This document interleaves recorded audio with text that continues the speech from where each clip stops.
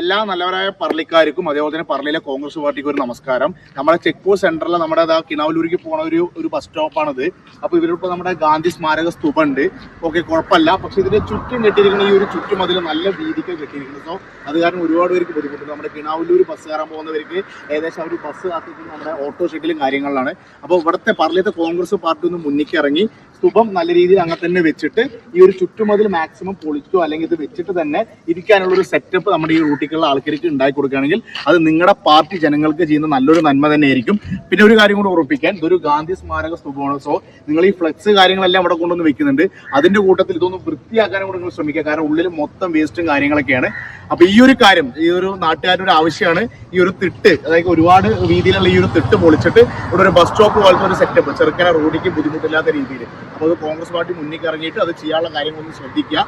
Maximum പറളിക്കാരുടെ അഭിപ്രായം കാര്യങ്ങൾ maximum കമന്റിൽ രേഖപ്പെടുത്തുക. പോസ്റ്റ് ഗാന്ധി സ്മാരക സ്തൂപത്തിന്റെ ചുറ്റുള്ള വേസ്റ്റുകളും ചെടികളും കാര്യങ്ങളൊക്കെ. സോ ഈ ഒരു വീതിയിലുള്ളത് മാക്സിമം ഇത്രയും വീതിന്റെ ആവശ്യമുണ്ടെന്ന് എനിക്ക് തോന്നുന്നില്ല. റൂട്ടിക്ക് ഇറങ്ങിയിട്ടാണ്. സോ ഇത് നല്ല വൃത്തിയായിട്ട് ചന്തം പോലെ വെച്ച്, കാരണം നമ്മുടെ രാഷ്ട്രപിതാവിൻ്റെയാണ്. പക്ഷേ ഈ ഒരു തിട്ട് കാര്യങ്ങൾ പൊളിച്ചിട്ട് ഇവിടെ നമ്മുടെ കിണാവല്ലൂർ പോണ ബസ് സ്റ്റോപ്പിലുള്ളവർക്ക് ഇരിക്കാൻ ഒരു സെറ്റപ്പ് ചെയ്യുകയാണെങ്കിൽ അത് കോൺഗ്രസ് ചെയ്യുന്ന പറളിക്കാർക്ക് ചെയ്യുന്ന ഒരു വലിയൊരു കാര്യമായിരിക്കും.